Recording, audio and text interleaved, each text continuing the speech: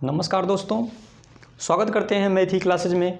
आज हम एक नए चैप्टर के साथ मिलते हैं जो संधि, और संधि का ये हमारा पहला क्लास है।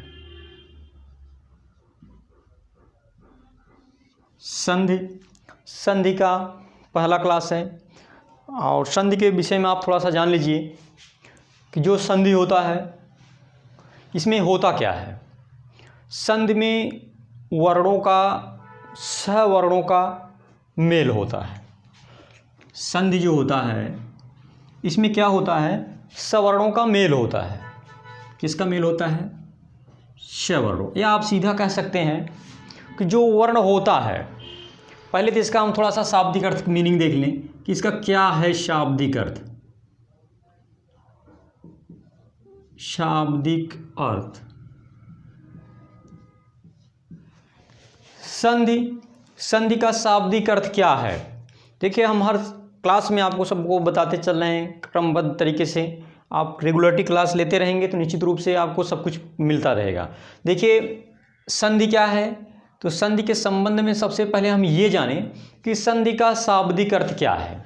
संधि का शाब्दिक अर्थ, संधि जो है कैसे, शाब्दिक अर्थ हमने बताया कि आपका एक शाब्दिक अर्थ अगर ये आपको पता है तो निश्चित ही रूप से आप इसके बारे में कुछ तो हद तक जान पाएंगे। जैसे हमने कह दें कि संधि का शाब्दिक अर्थ क्या है, लिंग का शाब्दिक अर्थ क्या है, संज्ञा का शाब्दिक अर्थ क्या है, वचन का शाब्दिक अर्थ क्या है, समास का शाब्दिक अर्थ क्या है। यदि आपको शाब्दिक अर्थ मिल जाता है, अलंकार का शाब्दिक अर्थ क्या है, छंद का शाब्दिक अर्थ क्या है, रस का शाब्दिक अर्थ क्या है, तो ये चीज़ अगर आप जान पाते हैं तो निश्चित रूप से हमें लगता है कि आप थोड़ा सा 10% आप उसके बारे में ये सब कुछ आप समझ जाएंगे। हाँ, ये चीज़ ऐसा होता होगा इसमें ना।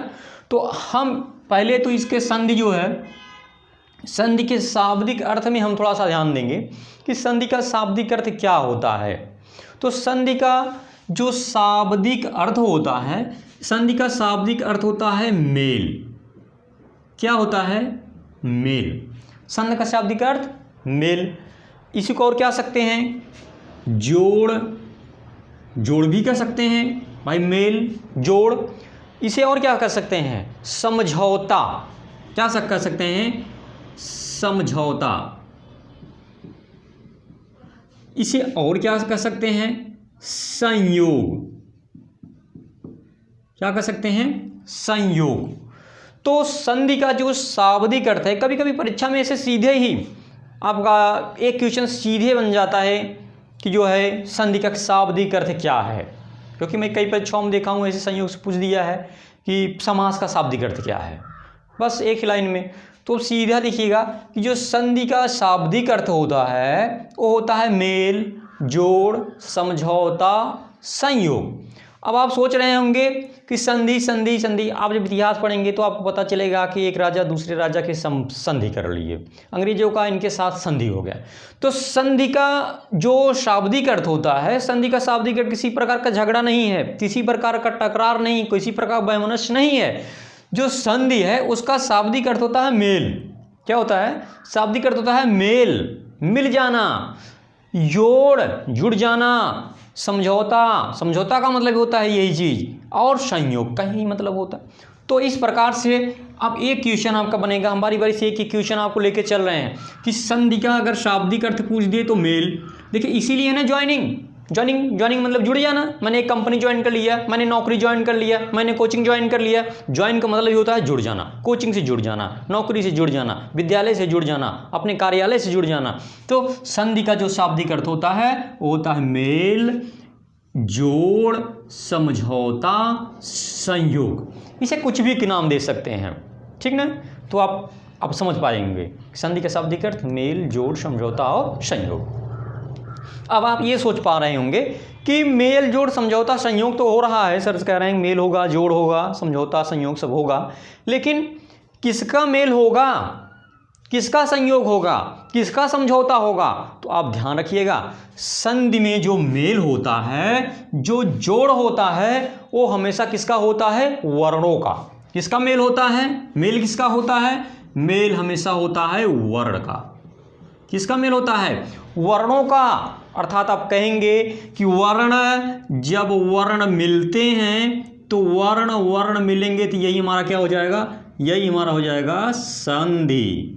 या आप कह सकते हैं, हमने देखिए अब ये मत कहिएगा कि वर्ण क्या है सर, ये पहली क्लास में हम आपको विस्तृत बता दिया कि वर्ण क्या है, वर्ण किसे कहा जाता है, वर्ण कितने प्रकार का होता है, उनके प्रकारों में प्रकार जितना था मैंने सब कुछ बता दिया। इसीलिए हमने बताया कि एक क्लास दूसरे क्लास से जुड़ा हुआ है, दूसरा क्लास हर तीसरे क्लास से जुड़ा हुआ है, एक क्लास एक दूसरे के साथ जुड़ा हुआ है।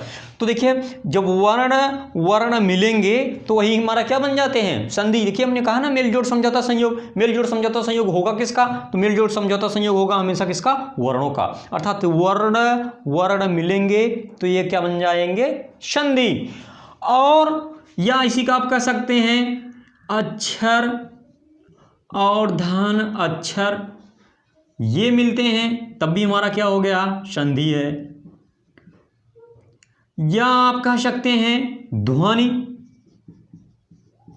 प्लस ध्वनि, ये हमारा क्या है, ये हमारा संधि है। तो हमेशा ध्यान रखिएगा इसी का अप्रूफ है ये दोनों।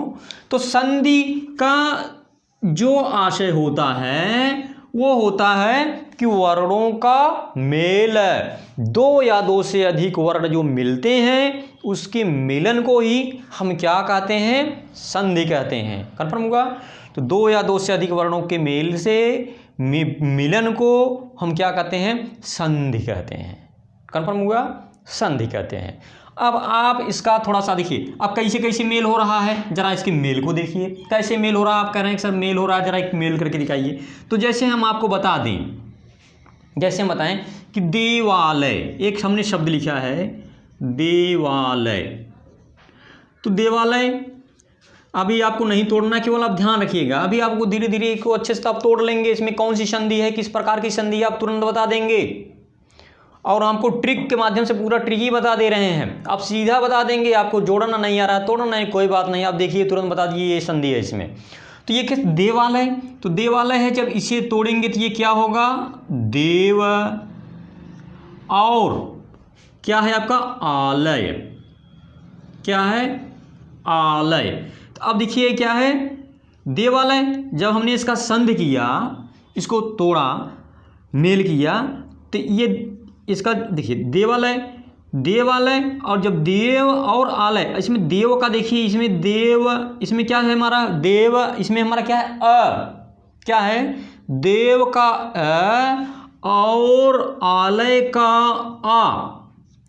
ध्यान रखिएगा, देवालय का जब हमने क्या किया, देवालय को जो हमने इसमें संधि किया, इसका संधि का विच्छेद किया, तो ये हमारा देवालय, देवधन आलय हुआ। देवालय तो देव का और आलय का आलय का आ, ये दोनों मिले तो ये मिल करके हमारा क्या बना दिए, बड़ा दीर्घ आ। तो ये है देव का और आलय का ये दोनों मिलकर के क्या बना देंगे, आ बना। तो अब देखिए, तो यही है। अब इसी से हम क्या करेंगे, इसकी परिभाषा देंगे। अब इसकी अगर हमें परिभाषा देना हो, संधि की हमें क्या हो, संधि की हमें परिभाषा देना हो, तो हम संधि की परिभाषा किस तरह से देंगे। संधि को हम परिभाषित कैसे करेंगे कि दो या दो से अधिक वर्णों के मेल से। देखिएगा, अगर आप संधि देख रहे हैं, देखिए कभी कभी आप एक चीज़ तुम्हें आगे बताऊंगा ही, यहाँ पे जानते रहिएगा। किसी एक संधि है, एक आगे का समास है, लेकिन संधि में हमेशा वर्णों का मेल होता है। किसका मेल होता है, वर्णों का। लेकिन समास जो पढ़ेंगे आप, ध्यान रखिए, मैं थोड़ा सा दिखा दे रहा हूँ। जब आप समास पढ़ेंगे तो समास में हमेशा किसका मेल होता है, समास में हमेशा शब्दों का मेल होता है, पदों का मेल होता है। तो आप ध्यान रखिएगा, एक चीज़ मैंने यहाँ पर एक्स्ट्रा बता दिया आपको, संधि और समास में जब अभी अंतर करने के लिए आपको दे दिए, परिभाषा दे दी, क्योंकि दोनों की परिभाषा मिलता है, मिलती जुलती हैं। तो क्या है कि समास में हमेशा जो मेल होता है, समास में मेल हमेशा शब्दों का होता है। लेकिन संधि जो होता है, संधि में मेल जो किसका होता है, संधि में हमेशा मेल किसका होता है, वर्णों का। कन्फर्म होगा। देखिए अब इसी से मैं आप परिभाषा में देना, परिभाषा देखिए हमने बताया, हम आपको सारा हिंदी बता देंगे, आपको रटने की कोई आवश्यकता नहीं है, किसी भी प्रकार के रटने की कोई ज़रूरत नहीं है। अब देखिए इसी परिभाषा माना बना कि दो या दो से अधिक, देखिए मिलन है, दो या दो से अधिक, अधिक भी हो सकता है, दो या दो से अधिक वर्णों के मेल से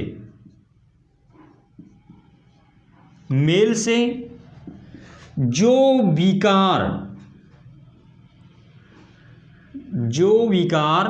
का मतलब परिवर्तन, जो विकार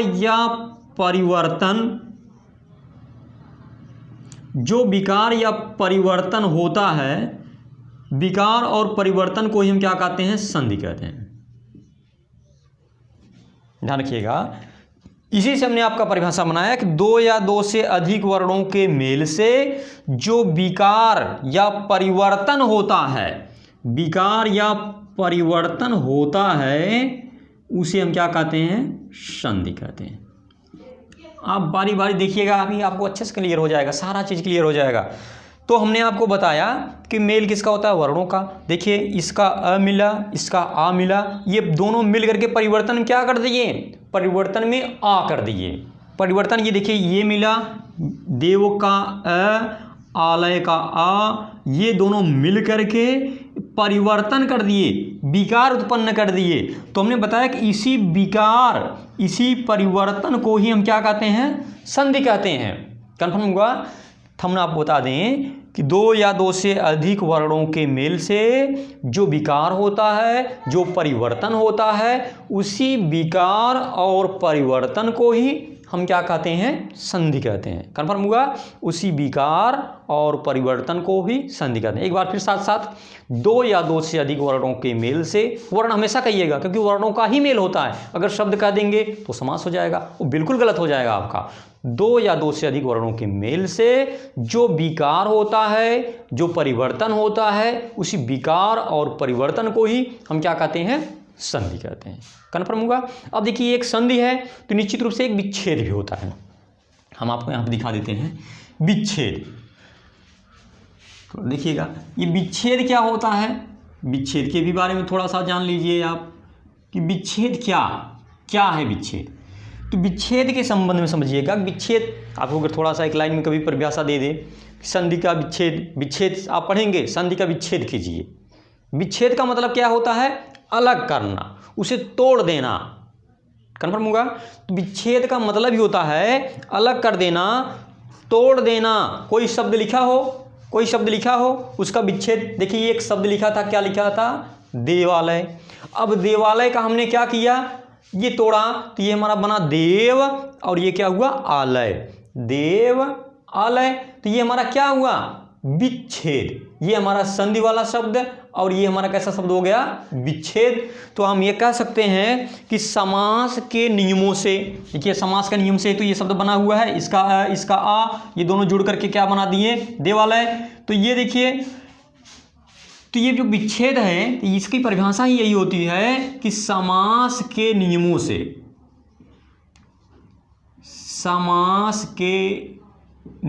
से बने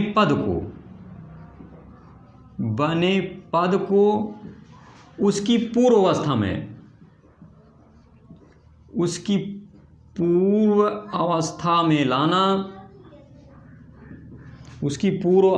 में लाना क्या है? विच्छेद कहलाता है। कन्फर्म हुआ? तो हमने आपको ये भी बताया कि विच्छेद क्या होता है। तो समास के नियमों से, देखिए समास के नियम से ही तो बना है। यहाँ का अ और आ दोनों जुड़ करके क्या बनाए हैं? आ बना दिए हैं। अब ये समास के नियम से बना हुआ है। अब ये समास के नियमों से जो बना पद है, पुनः उसकी पूर्व अवस्था में ला दें, तो ये हमारा क्या कहलाएगा? विच्छेद कहलाएगा। कन्फर्म हुआ?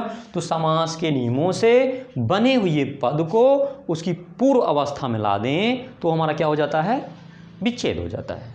कन्फर्म हुआ? आगे हम चलते हैं।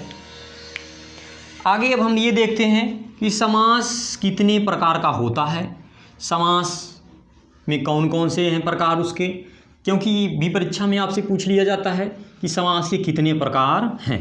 कन्फर्म हुआ? तो हम आपको चार्ट बना दे रहे हैं, आप चार्ट को सभी लोग बना लीजिए और सभी लोग बना करके इसे अच्छे से याद कर लीजिएगा, क्योंकि हम आपको बता दें यूपी SSSC में बहुत सारे क्वेश्चन आपका यहाँ से पूछे गए हैं। विगत जितनी भी परीक्षाएं हुई हैं, आपका लेखपाल भी आ रहा है, चकबंदी की भी परीक्षाएं होंगी, सुपर टेट का होगा, टेट का होगा, आपका DLED का हो रहा है एग्जाम। तो जितने भी परीक्षाएं हैं, सारी परीक्षाओं में इससे क्वेश्चन जरूर से जरूर पूछे जाते हैं, निश्चित रूप से पूछा जाता है। ये बहुत इंपॉर्टेंट चैप्टर है आपका। तो देखिएगा, जो संधि है, ये जो संधि है यह 3 प्रकार का होता है। कितने प्रकार का? 3 प्रकार का। 3 प्रकार का। तो ये जो पहला है आपका, ये है आपका स्वर संधि। क्या है? स्वर संधि। कन्फर्म हुआ?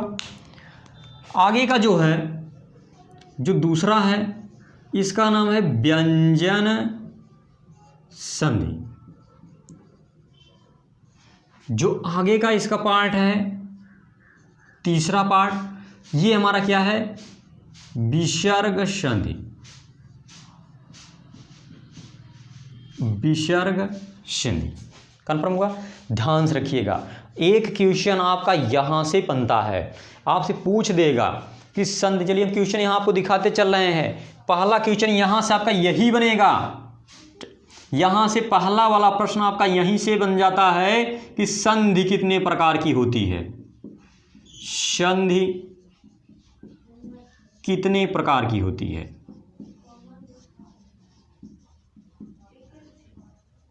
तो ये आपका इसका जवाब क्या हुआ?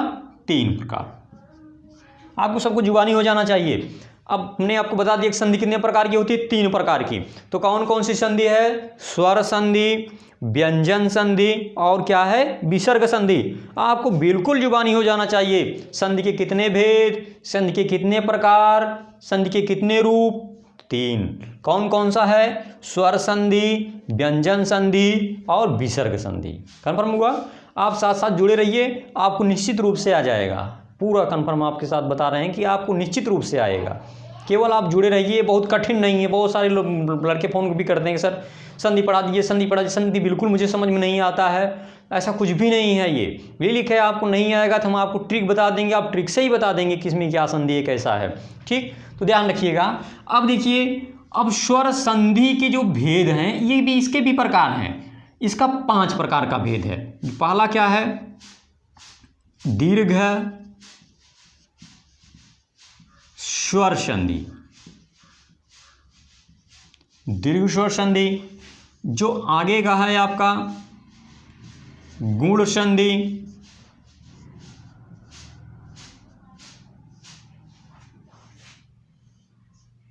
वृद्धि संधि।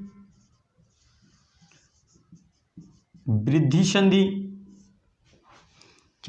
वृद्धि जैसे भी लिखिएगा, चलिए लिख दे रहे हैं पूरा पूरा साफ साफ। वृद्धि स्वर संधि, बात एक ही है। वृद्धि स्वर संधि। आगे का जो पार्ट है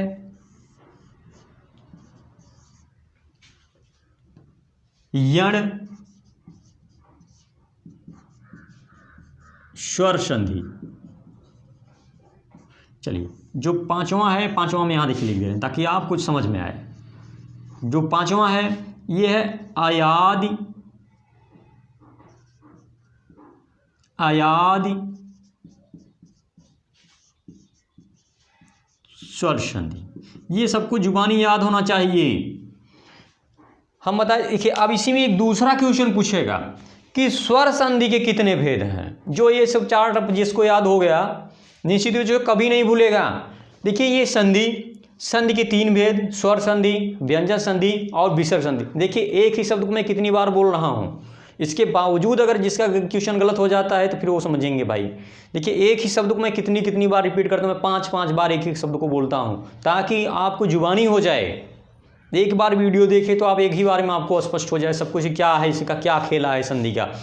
देखिए, संधि जो है इसके 3 भाग, 3 रूप। कौन कौन सा है? एक है आपका स्वर संधि, दूसरा है आपका व्यंजन संधि, जो तीसरा है ये है आपका विसर्ग संधि। अब देखिए, जो स्वर संधि है, स्वर संधि के 5 भेद हैं। स्वर संधि के कितने भेद हैं? 5 भेद हैं स्वर संधि के, जो आपका है दीर्घ स्वर संधि, गुण स्वर संधि, वृद्धि स्वर संधि और यण स्वर संधि, और आगे का जो है ये है अयादि स्वर संधि। कंफर्म हुआ?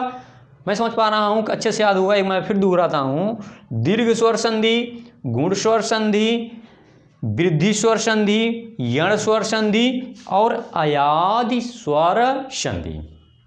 कंफर्म हुआ? देखिए ये दादाजी संधि, दादाजी, और ये इनके 3 पुत्र,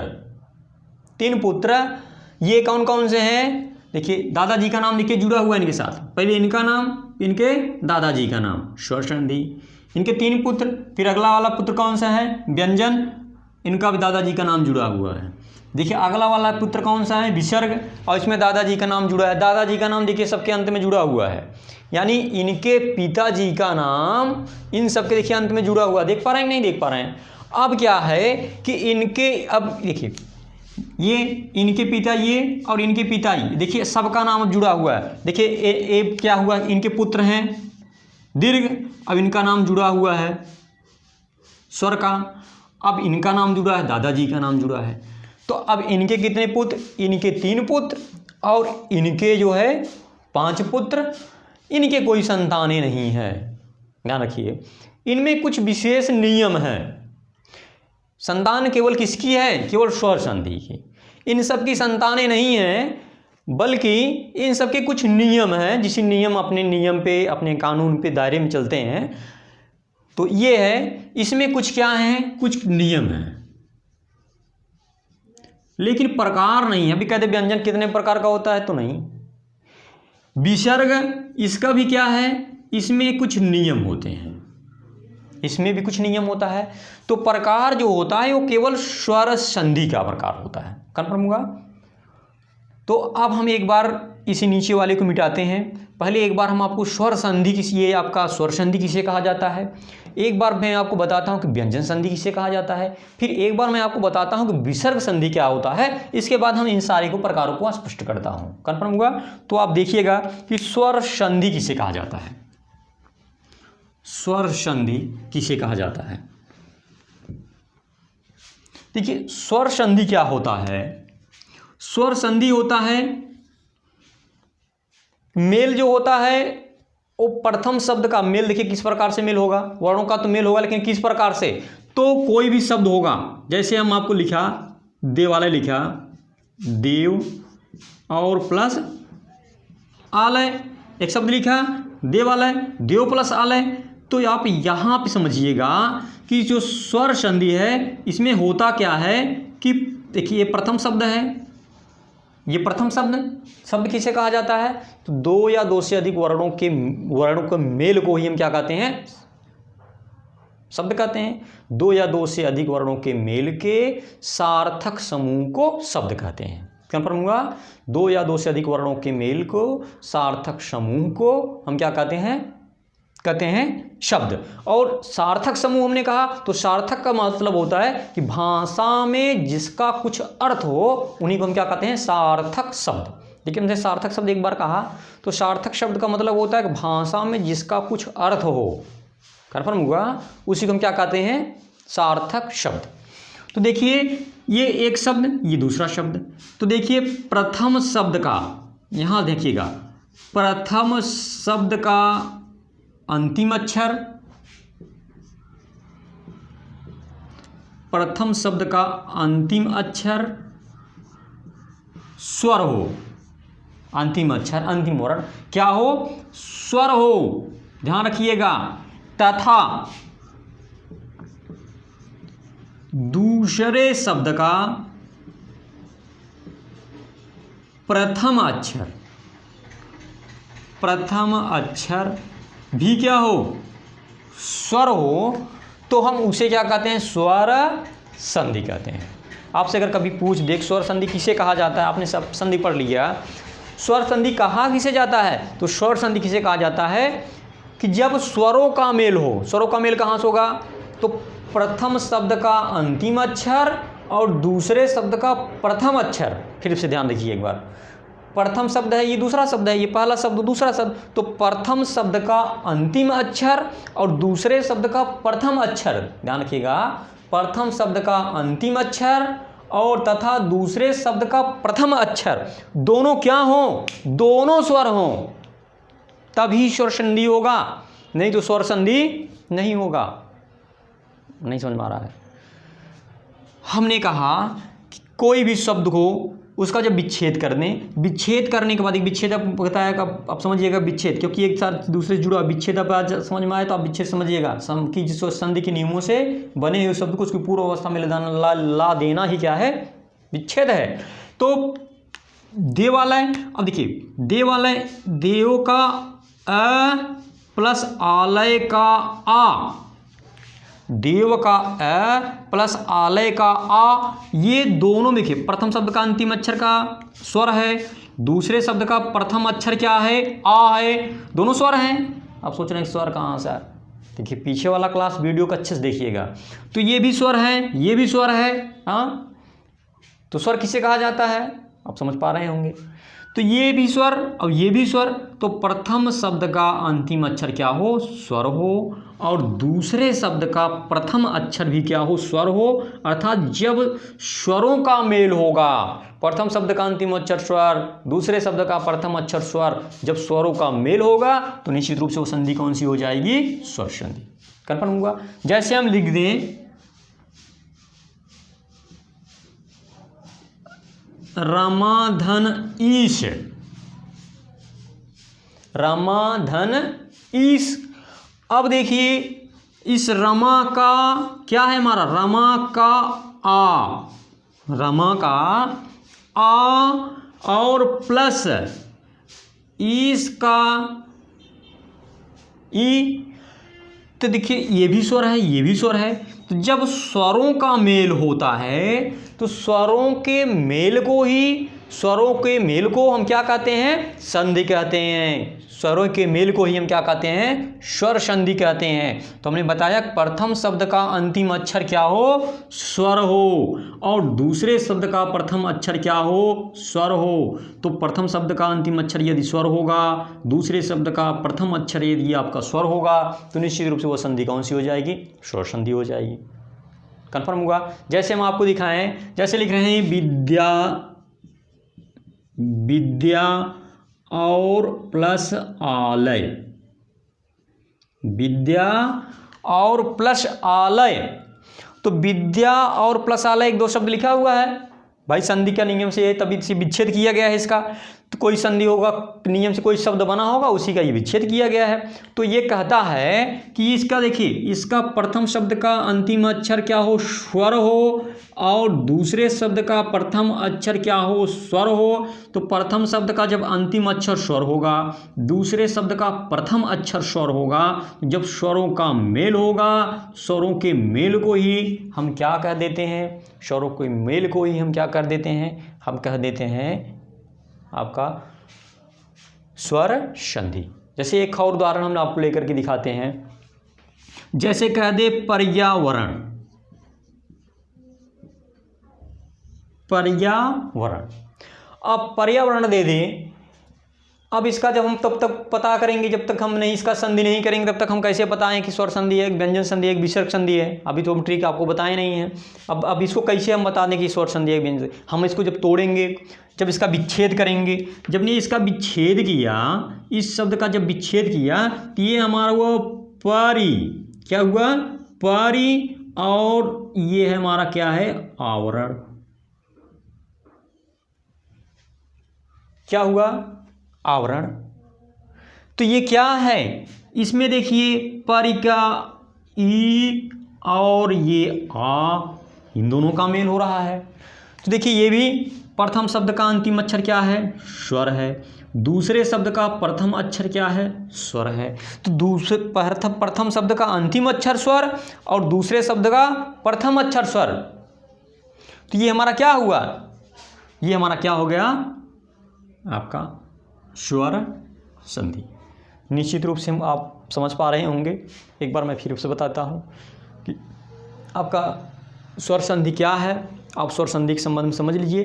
तो स्वर संधि होता है किसी भी शब्द को विच्छेद किया जाए, विच्छेद करने के बाद प्रथम शब्द का अंतिम अक्षर स्वर हो, दूसरे शब्द का प्रथम अक्षर स्वर हो, दोनों स्वर हों, तो जब दोनों स्वर होगा तो ऐसे कंडीशन में, ऐसी स्थिति में, ऐसी परिस्थिति में हमारा क्या हो जाएगा, स्वर संधि। बात स्पष्ट हुआ। अब देखिए, अब हम आगे आपको बताते हैं कि क्या है हमारा व्यंजन संधि। व्यंजन संधि क्या है, व्यंजन संधि किसे कहा जाता है? तो व्यंजन संधि जो होता है, व्यंजन संधि के संदर्भ में देखिएगा, व्यंजन संधि क्या है, तो व्यंजन संधि भी वही है।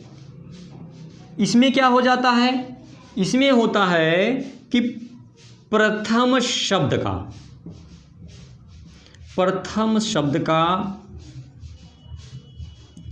अंतिम अक्षर, प्रथम शब्द का अंतिम अक्षर क्या हो, व्यंजन, क्या हो, व्यंजन, और साथ ही साथ और दूसरे शब्द का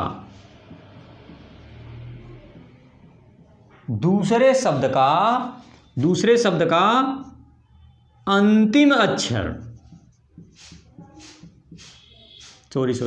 दूसरे शब्द का अंतिम अक्षर, प्रथम शब्द का अंतिम अक्षर और दूसरे शब्द का प्रथम अक्षर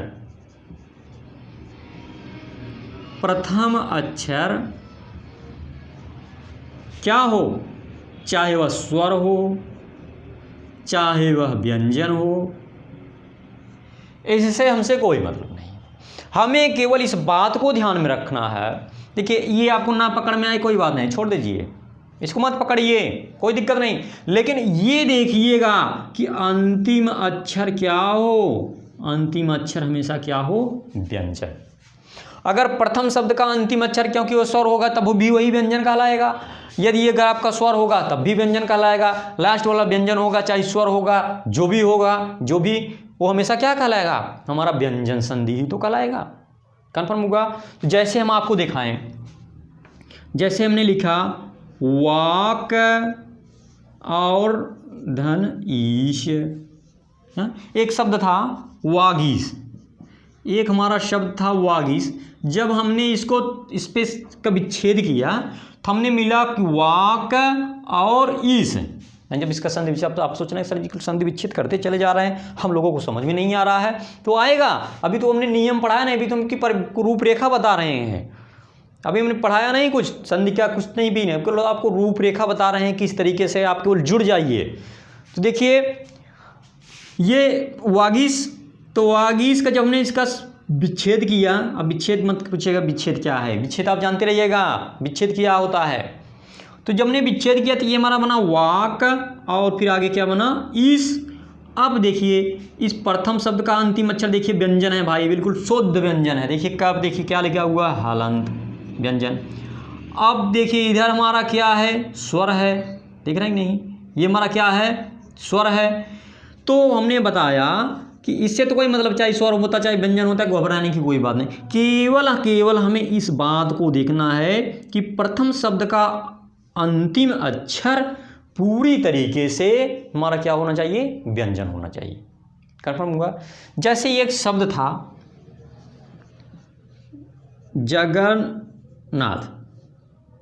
जगन्नाथ है। अब इसे हम जब देखेंगे, इसका जब हम विच्छेद करेंगे तो ये हमारा क्या हो गया, जगत और प्लस नाथ। अब देखिए जगतनाथ, तो ये जगत का देखिए ये हमारा क्या है, व्यंजन, ये हमारा क्या है, पूरी तरीके से व्यंजन। अब इससे हमारा मतलब नहीं है चाहे जो आ जाए, हमें इस बात को देखना है कि जब भी हम खंड करें, जब भी हम किसी का विच्छेद करें, तो प्रथम शब्द का अंतिम अक्षर हमेशा हमें क्या मिले, व्यंजन मिले। तो निश्चित रूप से हम बता देंगे कि संधि कौन सी है, संधि हमारी कौन सी है, संधि कौन सी है, व्यंजन संधि है। कन्फर्म होगा। जैसे एक उदाहरण हम और आपको दे के दिखाते हैं। जैसे हमने लिख दिया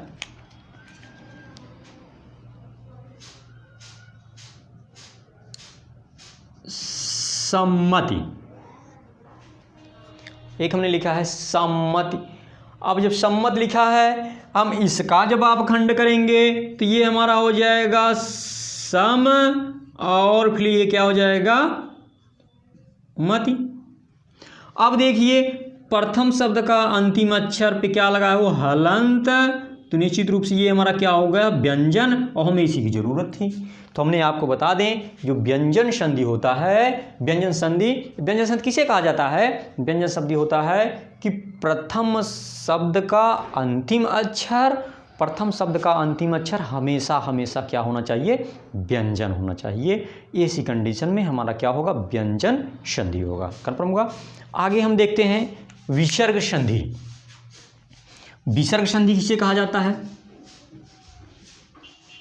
आप फिर पढ़े रहेंगे अच्छे से, तो मैं बाद में जब इसका अभ्यास कराऊंगा 100, 200, 400, 500 क्वेश्चन का, निश्चित रूप से आप संधि को तुरंत पकड़ते चलेंगे। हाँ ये इसमें सर ये संधि, हमसे आगे आप बोलते रहें, हम अभी लिखते रहेंगे तभी आप बता देंगे सर इसमें ये संधि है, सर इसमें ये संधि है। हाँ तो आप अभी इसको अच्छे से समझिए संधि, और जिसको नहीं समझ में आता है, जो नए स्टूडेंट हैं वो घबराएंगे नहीं, वो अपना एक चार्ट बनाएं, पहले एक चार्ट बना के उस चार्ट को अच्छे से सबको दर्शाएं, सारी उसके भिन्न है, उसके सारे नियम जैसे बताते चलें, अपने चार्ट में जोड़ते चलें। एक चार्ट बना दें और न समझ में आए तो उस चार्ट को कहीं पे जहाँ सोते हैं उसके आसपास में चिपका दीजिए, उसको बारी बारी से हमेशा देखते वो आपको क्या होगा, याद हो जाएगा, कन्फर्म होगा। जो साइंस वाले स्टूडेंट हैं, सुपर टेट वगैरह देते हैं, तो उनको थोड़ा संधि को पढ़ने में थोड़ी समस्या हो जाती है, सबको नहीं होती है, कुछ ही लोगों को। तो इस तरीके से वो अपना जब बना के अपने आसपास में चिपका देंगे जहाँ वो सोते बैठते उठते हैं, जानकर रोज का हमेशा बैठना उठना, तो इस तरीके से देख लेंगे तो उनको हमेशा याद हो जाएगा, धीरे धीरे याद हो जाएगा, धीरे धीरे क्या वो फिर जुबानी हो जाएगा, कन्फर्म होगा। चलिए ये देखिएगा, ये हमारा है विसर्ग संधि। अब विसर्ग संधि देखिए, विसर्ग संधि का जिक्र हम यहाँ पर कर रहे हैं, देखिए विसर्ग संधि आप यहाँ ला दे रहे हैं, नहीं तो आप कहेंगे कि इसमें कहाँ बता रहे हैं। देखिए तो विसर्ग संधि क्या होता है, विसर्ग बताए थे ना, विसर्ग कौन सा होता है, देखिए जो ये अन है और ये हमारा क्या है थोड़ा सा बता देने पीछे जो नए लड़के हैं, उस भी आपके पहले वाले क्लास में हम बता दिए हैं। तो ये जो अंग है ये हमारा क्या है, इसे कहा जाता है अनुस्वार। क्या कहा जाता है, अनुस्वार। और ये हमारा होता है विसर्ग। क्या होता है, विसर्ग। इसका उच्चारण होता है नासिक्य, नासिक्य। लेकिन इसका क्या होता है, इसका होता है कंठ। क्या होता है, कंठ। और इन दोनों को सम्मिलित रूप से कहा जाता है अयोग वाह। इन्हें सम्मिलित रूप से क्या कहा जाता है, अयोग वाह। बार बार परीक्षाओं में रिपीटेड क्वेश्चन है, यही सब क्वेश्चन बार बार पूछता है, बार बार अभ्यास ना होने की वजह से आप गलत कर जाते हैं। कोई अलग इसमें कोई नया नहीं जोड़ देता है, सब वही है, बस केवल अभ्यास ना होने से गलत हो जाते हैं क्वेश्चन। तो हमने बताया कि अनुस्वार ये है विसर्ग, और इसका जो उच्चारण होता है ये है नासिका, अह का जो उच्चारण ये है आपका कंठ, और इन दोनों को सम्मिलित रूप से कहा जाता है अयोग वाह। अयोग वाह का मतलब हम आपको समझाए थे कि जो न तो स्वर में हो, न तो व्यंजन में हो, न तो पूरी तरीके स्वर में, न तो व्यंजन में काउंट किया जाता है, इसको हम क्या कहते हैं, अयोग वाह। कन्फर्म हुआ। तो ये वाला हमारा इससे जुड़ा था विसर्ग से, इसलिए हम इसमें आपको बताए। देखिए विसर्ग क्या होता है, उसी परिभाषा वही है कि प्रथम शब्द का अंतिम अक्षर, अब शॉर्ट में लिख रहे हैं, अंतिम अक्षर क्या होगा, अंतिम अक्षर हमेशा क्या होगा, विसर्ग। और दूसरा अक्षर यानी दूसरे शब्द का चाहे वह आपका स्वर हो चाहे व्यंजन हो, वही कंडीशन यहाँ पे हमें ये वाला। तो देखिए व्यंजन में भी ये सेम था, वही विसर्ग में भी ये सेम है, दोनों में सेम। लेकिन हमें केवल पकड़ना है आपका इस बात को, किसको पकड़ना है, ये विसर्ग को हमेशा देखना है कि प्रथम शब्द का अंतिम अक्षर क्या हो, विसर्ग हो, और दूसरे शब्द का प्रथम अक्षर चाहे वह आपका स्वर हो चाहे व्यंजन हो, उससे कोई मतलब नहीं। चाहे ये हो जाएगा तब भी तुम्हारा होगा, ये हो जाएगा तब भी हमारा होगा। हमें केवल इस बात को ध्यान में रखना है कि प्रथम शब्द का अंतिम अक्षर हमेशा हर हालत में हमारा क्या होना चाहिए, विसर्ग होना चाहिए। यदि विसर्ग है तो निश्चित रूप से आप बताइएगा कि ये जो आपका संधि है वह कौन सी संधि है, विसर्ग। कन्फर्म होगा। दोस्तों अपने मित्रों को भी शेयर करिएगा और आपको अच्छा लगे तो आप भी शेयर करिएगा। क्लासेज बिल्कुल जो है निःशुल्क है, कोई चार्ज इसका नहीं है, पूरा फ्री क्लासेज है आपको दी जा रही हैं। ठीक दोस्तों, तो आप भी पढ़िए, आप अपने मित्रों को दोस्तों को भी शेयर करें। जहाँ पे ना समझ में आए आप कमेंट करिए, हमारे यूट्यूब पे मेल भी कर दीजिए, हम आपको उसका जवाब भी देंगे। कन्फर्म होगा। तो देखिए विसर्ग संधि होता है कि विसर्ग संधि होता है कि अंतिम अक्षर क्या हो, विसर्ग, और दूसरे शब्द का प्रथम अक्षर क्या हो, व्यंजन। कन्फर्म होगा। जैसे एक शब्द था, लिखा था मनोज, हाँ मनोज। अब हमने इसमें संधि किया तो अभी तो मैं नहीं समझ में आ रहा है कि इसमें कौन सा है, दीर्घ संधि है, गुण संधि है, क्या है। और हम इसको अभी तो हमने नियम भी नहीं सब पढ़ा, लेकिन हम आपको अभी बता रहे हैं। अभी आप इस सबको तोड़ने लगेंगे तो देखिए विच्छेद करने लगेंगे। हमने इसको तोड़ा तो हमें क्या मिला, मनः और प्लस ज। तो देखिए प्रथम शब्द, ये प्रथम शब्द है, ये अंतिम शब्द है, ये पहला शब्द है, ये दूसरा शब्द है। तो प्रथम शब्द का अंतिम अक्षर, तो प्रथम शब्द का अंतिम अक्षर देखिए ये क्या है, विसर्ग लगा है कि नहीं लगा है, क्या है, विसर्ग लगा है। अब दूसरा वाला हमारा क्या है, चाहे स्वर हो जाए चाहे व्यंजन हो जाए, उससे हमें कोई दिक्कत नहीं है। ये हमारा क्या है, व्यंजन है। तो हमें केवल ध्यान रखना है किस बात को, कि प्रथम शब्द का अंतिम अक्षर हर हालत में हमारा क्या हो जाए, विसर्ग। कन्फर्म होगा। जैसे हम एक आपको और उदाहरण तरीका बताते हैं। जैसे लिख दिया गया है मनोहर, हम उन्हीं उदाहरणों को ले रहे हैं जो ज़्यादा परीक्षाओं में पूछे गए हैं, ताकि ऐसे उदाहरण आप देख करके याद हो जाए। ये TT 2011 में पूछा था, जो पहली बार टेट का पेपर हुआ था, UPTET। तो मनोहर, अब ये हम इसे तोड़ेंगे तो ये क्या होगा, मनः और फिर क्या होगा, हर। तो देखिए मनः का, देखिए ये हमारा क्या है, ये हमारा विसर्ग, प्रथम शब्द का अंतिम अक्षर क्या है, ये हमारा है विसर्ग, और दूसरा शब्द क्या है, व्यंजन। तो हमें इस तरीके ध्यान रखिएगा कि प्रथम शब्द का अंतिम अक्षर हमेशा मिल जाए विसर्ग, और दूसरे शब्द का प्रथम अक्षर वो चाहे स्वर मिले चाहे व्यंजन मिले, आपसे कोई दिक्कत नहीं है। कन्फर्म हो दोस्तों। तो आप इस तरीके से सब जानते रहिएगा कि एक बार फिर से मैं बताता हूँ, संधि को अंग्रेजी में कहा जाता है ज्वाइनिंग का मतलब होता है जुड़ना। इसका अगर देखें तो इसका शाब्दिक अर्थ होता है मेल, जोड़, समझौता और संयोग। कन्फर्म होगा। संधि में होता क्या है, संधि में दो वर्णों का मेल होता है। हमने बताया दो या दो से अधिक वर्ण मिलने के बाद जो विकार होता है, जो परिवर्तन होता है, उसे हम क्या कहते हैं, संधि कहते हैं। संधि में विच्छेद होता है। विच्छेद किसे कहा जाता है, तो विच्छेद किसे कहा जाता है, संधि के नियमों से बने हुए शब्द को उसके पहली वाली अवस्था में ला दें तो हमारा क्या कहलाता है, विच्छेद कहलाता है। संधि के कितने भाग हैं, तो संधि के 3 भाग हैं। कौन कौन सा है, स्वर संधि, व्यंजन संधि और कौन सा है, विसर्ग संधि। कन्फर्म होगा। अब देखिए स्वर संधि होता है कि कोई भी शब्द हो, 2 खंडों में से विभक्त करें, उसका विच्छेद कर दें शब्द का, और प्रथम शब्द का अंतिम अक्षर स्वर मिले, दूसरे शब्द का प्रथम अक्षर स्वर मिले। जब दोनों स्वर हों तो संधि कौन सी कहलाएगी, स्वर संधि। अब व्यंजन संधि में क्या होता है, प्रथम शब्द का अंतिम अक्षर हमारा हमेशा क्या होना चाहिए, व्यंजन हो, दूसरे शब्द का प्रथम अक्षर चाहे स्वर हो चाहे व्यंजन हो, संधि कौन सी होगी, व्यंजन संधि। कन्फर्म हुआ।